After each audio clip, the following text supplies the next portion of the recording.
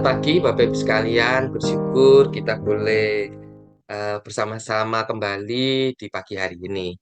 Dan sebelum kita memulai renungan pagi kita, mari kita berdoa terlebih dahulu. Tuhan, inilah setiap kami bersyukur untuk pagi yang indah, pagi yang boleh kami bersama-sama nikmati. Dan biarlah berkat-berkat-Mu senantiasa hadir dalam sepanjang pagi hari kami. Dan biarlah kami juga boleh memulai segala sesuatunya Tuhan, bersama dengan Engkau. Kami menyerahkan doa yang jatuh sempurna ini hanya dalam satu nama Tuhan kami, Yesus Kristus. Amin. Dan mari kita menaikkan satu pujian, bersyukur padamu ya Allah.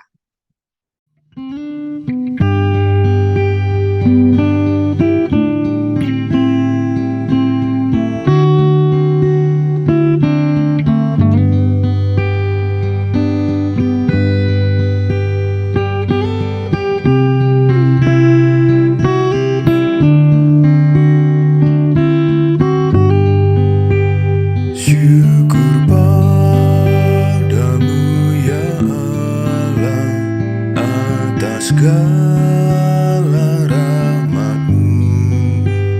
Syukur atas kecukupan dari kasih-Mu penuh. Syukur atas pekerjaan walau tubuh pun lemah. Syukur atas kasih sayang dari sanak dan teman.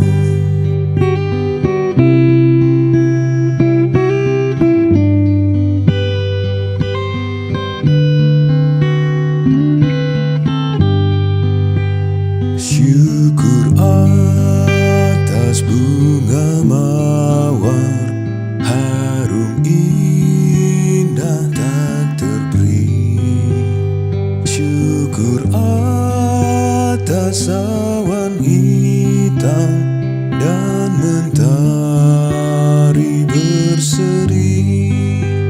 Syukur atas suka duka yang Kau beri tiap saat, dan firman-Mu lah pelita agar kami tak sesat.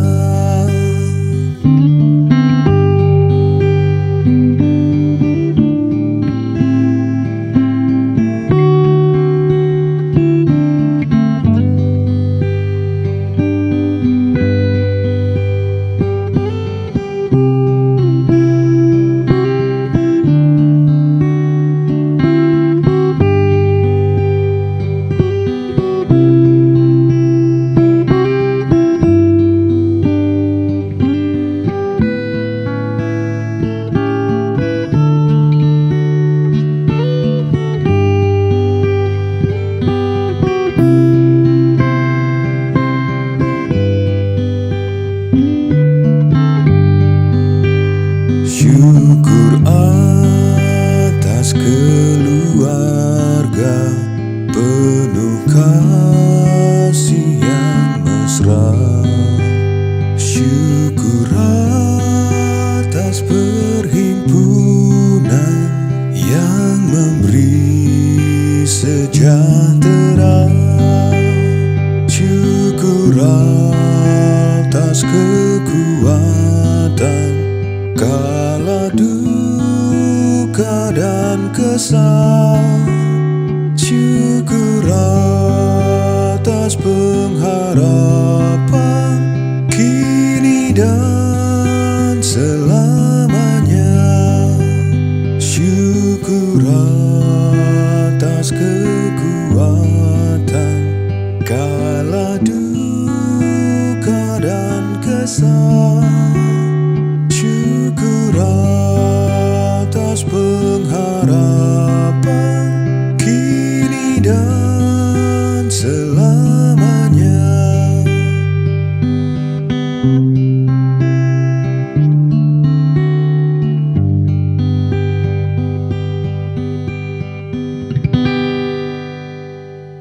Nah, Bapak Ibu sekalian, tentunya kita sangat mengenal sekali gitu kan ya tentang arti bersyukur gitu kan. Tapi seringkali kita juga lupa gitu. Eh, kita selalu diingatkan dan selalu mendengar hal itu begitu. Eh, Sama seperti saya jadi teringat anak-anak yang di sekolah minggu gitu ya. Diajarkan sebuah lagu bersyukur kepada Tuhan, bersyukur kepada Tuhan, sebab Ia baik, bersyukur kepada Tuhan. Nah, bersyukur kepada Tuhan karena kebaikannya. Tapi seringkali kita juga melupakan akan kebaikan itu. Oleh karena itu, marilah di pagi hari ini kita mencoba kembali merenungkan bagaimana kita seharusnya untuk menjalani kehidupan kita dalam ungkapan syukur. Mari sekali lagi kita menaikkan doa kita. Tuhan, kami rindu Tuhan boleh berbicara, tolonglah hambamu dalam segala keterbatasan Tuhan. Kiranya Tuhan boleh melayakkannya, dan biar roh Tuhan sendiri yang akan berbicara kepada setiap umatmu Tuhan. Kami menyerahkan doa yang jauh dari sempurna ini hanya dalam satu nama, Tuhan kami, Yesus Kristus. Amin. Kita akan membaca dari Mazmur 106 ayat 1 sampai dengan 5 ya. Saya akan bacakan buat kita semua dalam satu perikop yang dengan diberi judul Kasih Setia Allah dan Ketegaran Hati Israel. Haleluya, bersyukurlah kepada Tuhan sebab Ia baik. Sesungguhnya untuk selama-lamanya kasih setianya. Siapakah yang dapat memberitahukan keperkasaan Tuhan, memperdengarkan segala pujian kepadanya? Berbahagialah orang yang berpegang pada hukum, yang melakukan keadilan dalam segala waktu. Ingat akan aku, ya Tuhan, bila Engkau bermurah hati terhadap umat-Mu. Perhatikan aku bila Engkau menyelamatkan mereka, supaya aku melihat kebaikan pada orang-orang pilihan-Mu dan bersuka cita dalam sukacita umat-Mu, serta bermegah bersama milik-Mu sendiri.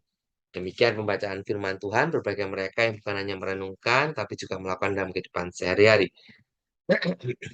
Izinkan saya eh, membuka ini ya PowerPoint dulu.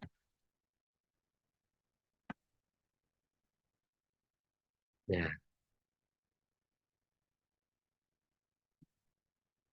nah, beberapa poin yang penting dalam bacaan kita ya bagaimana eh, di ayat yang pertama pemazmur mengajak kita untuk bersyukur ya, bersyukur selalu begitu kan?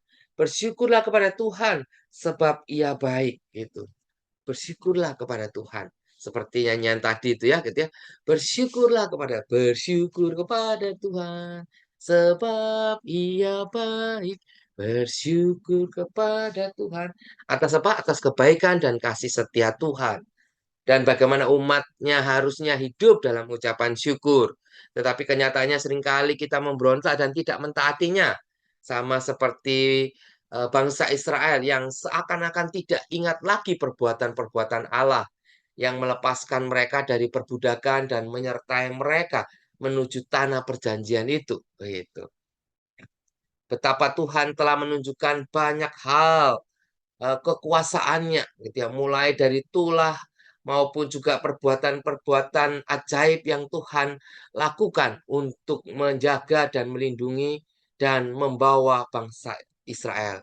Mereka seringkali mengeluh, mereka seringkali meninggalkan Tuhan saat mereka menghadapi persoalan, saat mereka menghadapi kesulitan, mereka langsung protes dan tidak percaya. Bahkan setelah keluar dari eh, Mesir gitu kan ya, menemui jalan buntu karena di depannya adalah laut Teberau gitu kan ya, dan kemudian di belakang mereka adalah tentara Mesir yang ingin mengejar mereka gitu kan. Mereka mengeluh kepada Musa dan pada saat itu gitu kan ya, Tuhan bukannya diam nggak, tapi Tuhan bertindak.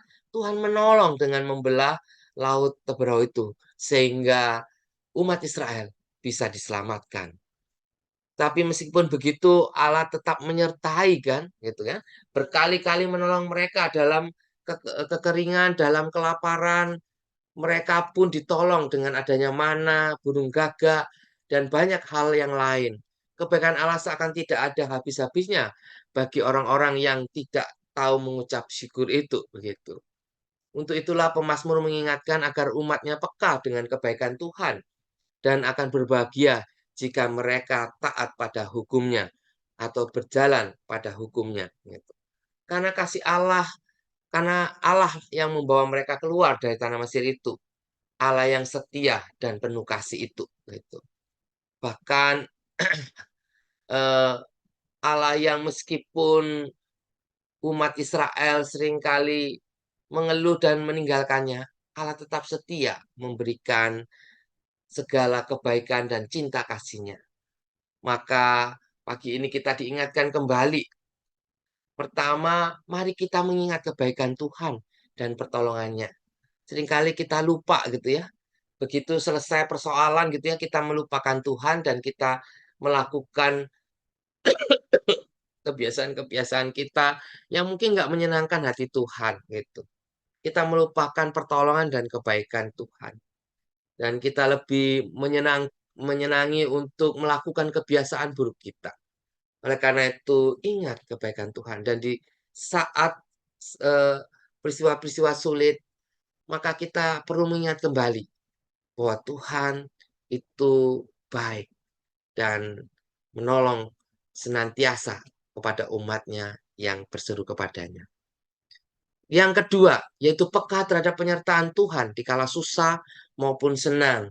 Itu harus dilatih gitu ya, kepekaan kita gitu ya, untuk melihat hal-hal kecil, hal-hal sederhana yang mungkin kita tidak sadari gitu kan, tapi Tuhan pakai untuk itu.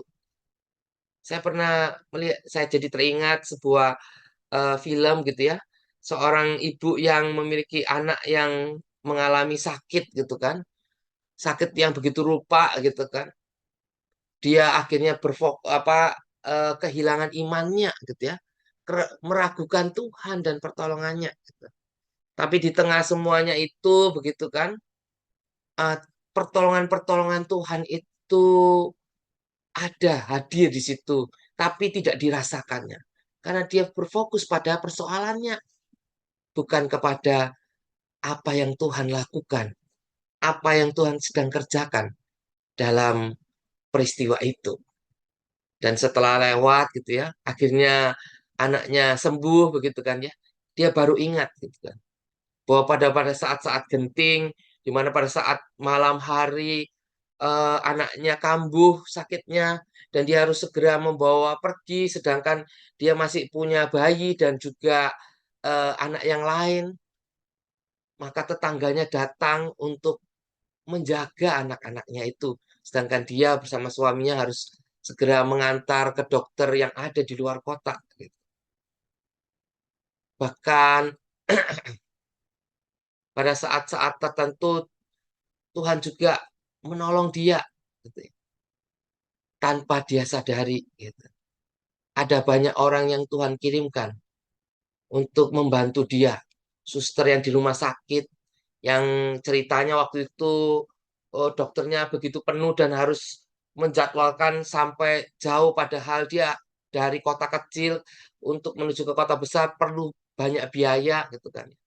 Dan akhirnya si suster ini pun yang menolong untuk memberanikan diri ngomong sama dokternya bahwa ada seseorang anak yang butuh dibantu, diperiksa di saat itu. Dan itu semua baru dia sadari setelah lewat gitu kan. Seringkali kita tidak menyadari hal-hal yang Tuhan tolong dalam keseharian kita. Karena kita merasa bahwa hari-hari kita hari-hari yang rutin. Gitu kan, ya. Yang berjalan begitu saja. Padahal di situ ada setiap hari yang baru.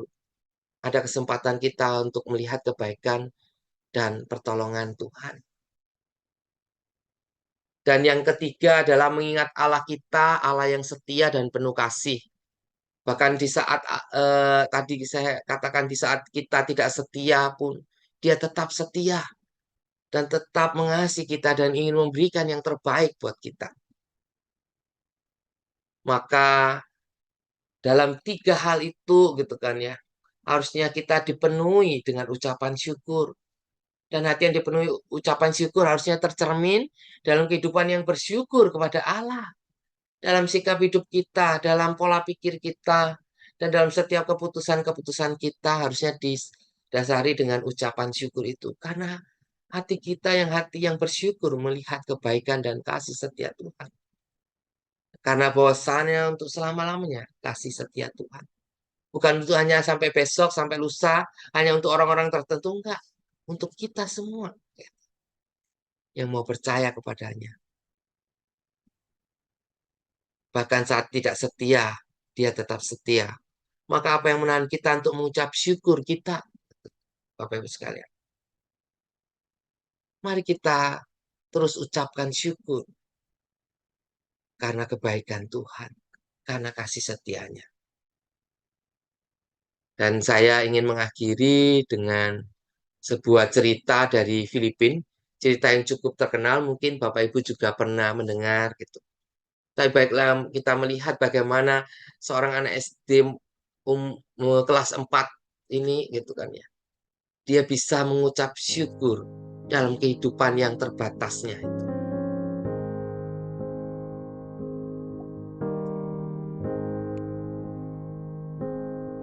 Ada seorang bocah kelas 4 sekolah dasar di suatu daerah di Milaor, Camarines Sur, Filipina, yang setiap hari untuk sampai ke sekolahnya, ia harus berjalan kaki melintasi daerah yang tanahnya berbatu dan menyeberangi jalan raya yang berbahaya, di mana banyak kendaraan yang melaju kencang.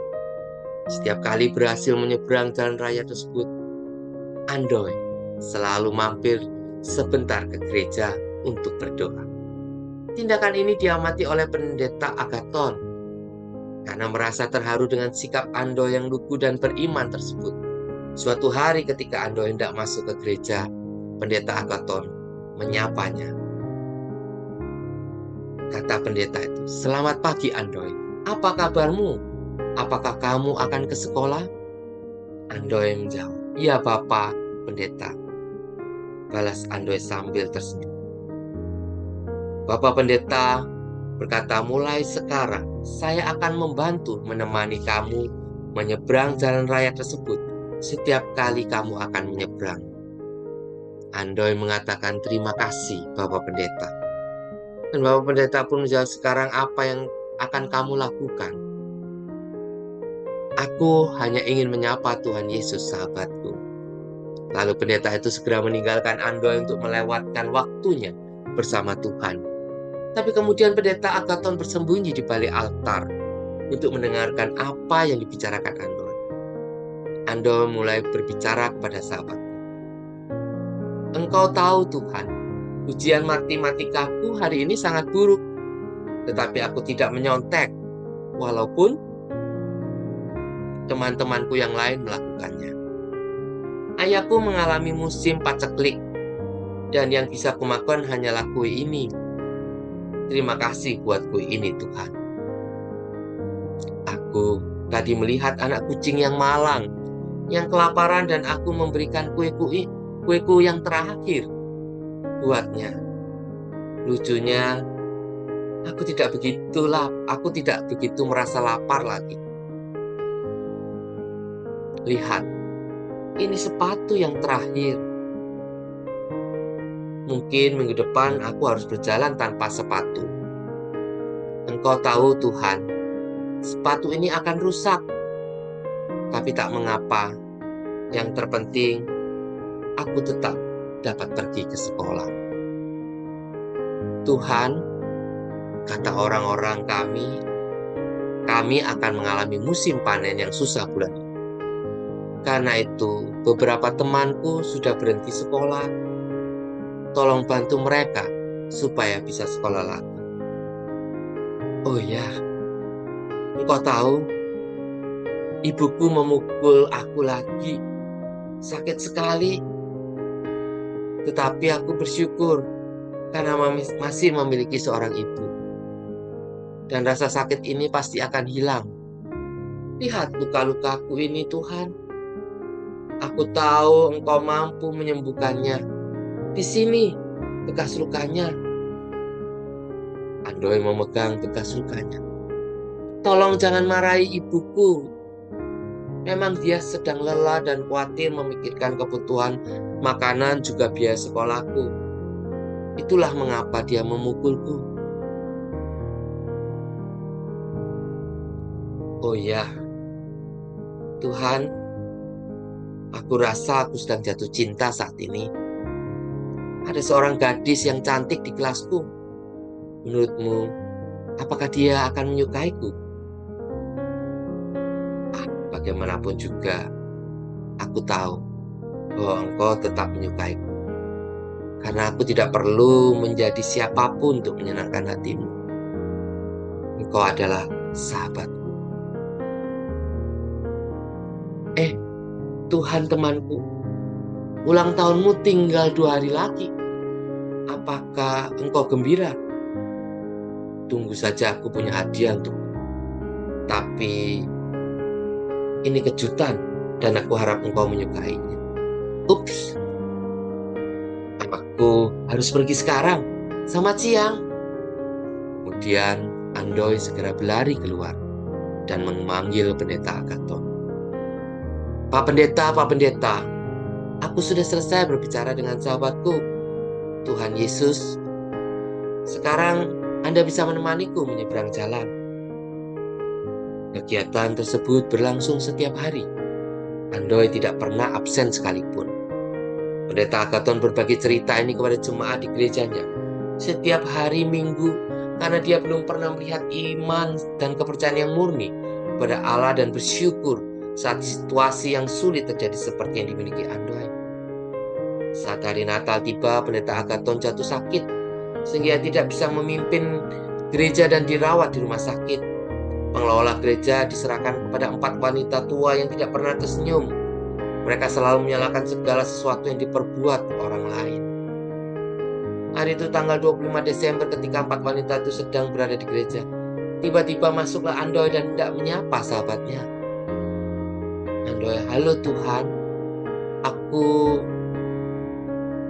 kurang ajar. Kamu bocah, apakah matamu tidak melihat kami sedang berdoa? Keluar! Andoi begitu terkejut karena tidak pernah ia diusir oleh Pendeta Agaton. Di mana Bapak Pendeta? Dia seharusnya membantuku menyeberang jalan raya. Dia selalu menyuruhku mampir lewat pintu belakang gereja. Tidak hanya itu, aku juga harus menyapa sahabatku. Hari ini hari ulang tahunnya. Aku punya hadiah untuknya. Ketika Andoi hendak mengambil hadiah tersebut dari dalam bajunya, seorang dari keempat wanita itu menarik kerah bajunya dan mendorong keluar. Andoi sedih, bingung, dan setelah berpikir sebentar, ia tidak mempunyai pilihan lain kecuali sendirian menyeberang jalan raya tersebut. Di situ ada tikungan yang tidak terlihat pandangan. Sebuah bus melaju dengan kencang dan Andoi mulai menyeberang sambil melindungi hadiah yang dia ingin berikan kepada Tuhan Yesus di dalam bajunya sehingga ia tidak melihat datangnya bus tadi. Tiba-tiba, brak! Terdengar bunyi gaduh dan bus tadi berhenti mendadak. Apa yang terjadi? Ternyata karena tidak bisa menghindari bus besar tadi, Andoi tertabrak dan tewas seketika. Orang-orang sekitar berlarian dan mengelilingi tubuh Andoi yang sudah tak bernyawa. Sedih. Saat itu entah dari mana munculnya tiba-tiba datang seorang pria berjubah putih dengan wajah lembut namun penuh air mata. Ia memeluk tubuh Andoi dan menangis. Orang-orang pun heran. Mereka penasaran lalu bertanya, "Maaf Tuan, apakah Anda keluarga bocah malang ini? Apakah Anda mengenalnya?" Dengan hati yang berduka ia segera berdiri dan berkata, "Anak ini namanya Andoi. Dia adalah sahabatku." Lalu diambilnya bungkus hadiah dari dalam baju Andoi dan menaruh di dadanya. Dia lalu berdiri dan membawa pergi tubuh Andoi. Kerumunan orang tersebut semakin penasaran. Malam itu Pendeta Agaton menerima berita yang sungguh mengejutkan. Dia berkunjung ke rumah Andoy. Ketika Pendeta Agaton bertemu dengan orang tua Andoy, ia bertanya, "Bagaimana Anda mengetahui putra Anda meninggal?" Ibu Andoy menjawab sambil menghapus air mata, "Seorang pria berjubah putih yang membawa kemari." Pendeta Agaton bertanya lagi, "Apa katanya?" Dia tidak mengucapkan sepatah kata pun. Dia sangat berduka. Kami tidak mengenalnya. Namun dia terlihat sedih, seperti dia mengenal Andoy dengan baik. Tapi ada suatu kedamaian yang sulit untuk dijelaskan mengenai dirinya. Dia menyerahkan anak kami dan tersenyum lembut. Dia membelai rambut Andoy dan mencium keningnya. Kemudian dia membisikkan sesuatu. Jawab ayah Andoy. "Apa yang dikatakannya?" Ayah Andoy menjawab. Dia berkata, "Terima kasih buat kadonya. Aku akan segera berjumpa dengan engkau. Engkau akan bersamaku." Dan sang ayah melanjutkan, "Anda tahu kemudian, semua itu terasa begitu indah. Aku menangis karena bahagia. Aku tidak dapat menjelaskannya. Ketika dia meninggalkan kami, ada suatu kedamaian yang memenuhi hati kami. Aku tahu putraku sudah berada di surga sekarang. Tapi Pak Pendeta, tolonglah, katakan siapa pria ini yang selalu berbicara dengan putraku setiap hari di gereja. Anda pasti mengenalnya karena Anda selalu berada di sana setiap hari. Kecuali hari ini, saat putraku meninggal." Tiba-tiba air mata Pendeta Agaton menetes di pipinya. Dengan lutut gemetar, Pendeta Agaton berbisik, "Dia tidak berbicara dengan siapa-siapa, kecuali dengan Tuhan Yesus." Tahukah Anda di mana Andoy sekarang berada? Ya, ia berada di surga bersama Tuhan Yesus. Inginkah kita sekalian juga berada di surga nanti? Ya, kita semua menginginkannya. Andoy memiliki hati yang selalu bersyukur. Walaupun situasi hidupnya yang dialami sulit, tetapi ia selalu bergembira karena ia tahu Tuhan Yesus sahabatnya selalu mengasihi dia. Melalui peristiwa tabrakan tadi, Tuhan Yesus datang menjemput ke surga. Dan bisakah kita juga mengimani seperti iman si Andoy dalam keadaan yang sulit, dia masih bisa melihat dan bersyukur akan pemeliharaan Tuhan. Mari kita belajar untuk bersyukur dan peka melihat sekeliling kita adalah berkat dan kebaikan yang Tuhan berikan kepada kita. Mari kita berdoa. Tuhan, terima kasih untuk kesempatan kami boleh merenungkan kembali bahwa seringkali kami seperti umat-Mu Israel pada waktu itu, kami seringkali tidak melihat kebaikan-kebaikan-Mu Tuhan, sehingga kami mudah sekali memalingkan wajah kami daripada-Mu, dan kami berkeluh kesah dan bahkan marah kepada Engkau, kecewa kepada Engkau dikala Engkau tetap diam. Tapi kami tidak melatih kepekaan kami untuk melihat pemeliharaan dan setiap hal yang Tuhan kerjakan dalam kehidupan kami, dalam rencana. Ajar kami Tuhan untuk senantiasa mengingat setiap kebaikan dan pertolongan-Mu, dan melatih kepekaan kami akan setiap penyertaan dan kebaikan yang Tuhan berikan. Hal-hal kecil, hal-hal yang rutin yang mungkin kami tidak sadari, yang Tuhan kerjakan untuk kebaikan kami. Dan ajar kami untuk terus mengucap syukur di hati kami,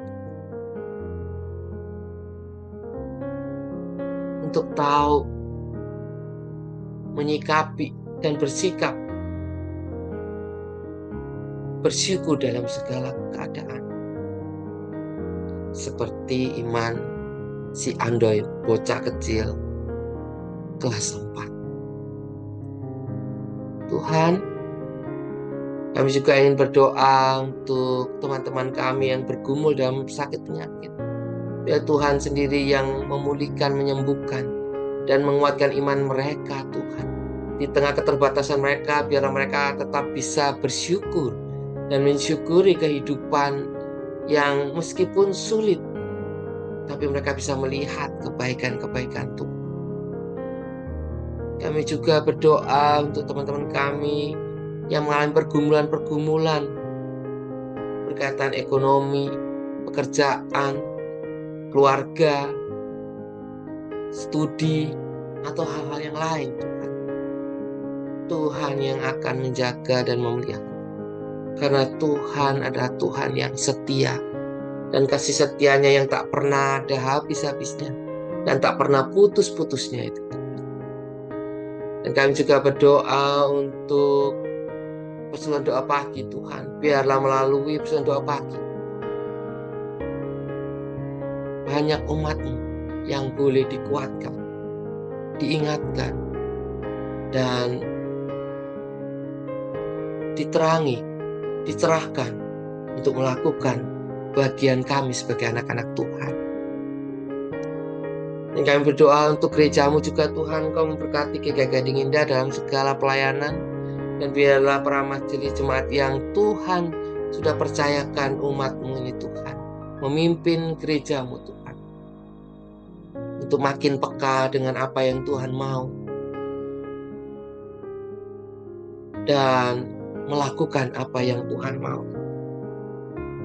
Tuhan, kami juga berdoa untuk pemerintahan kami, biarlah dalam segala sesuatu, Tuhan, mereka melakukannya dengan rasa takut akan Tuhan dan mensyukuri setiap berkat-berkat Tuhan, apapun itu, Tuhan.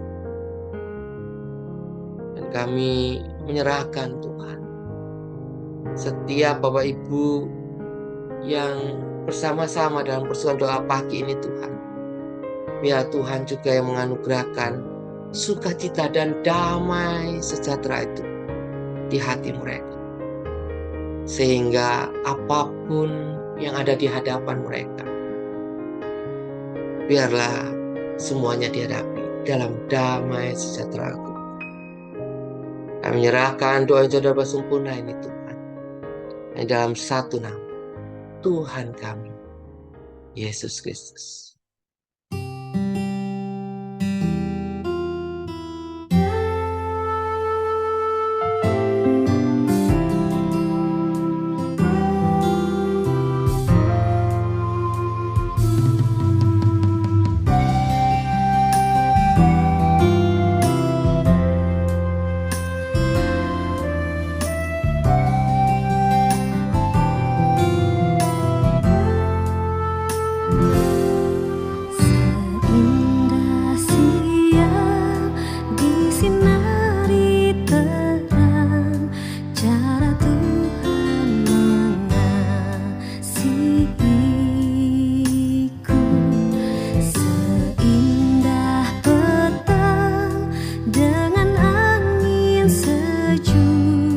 Cara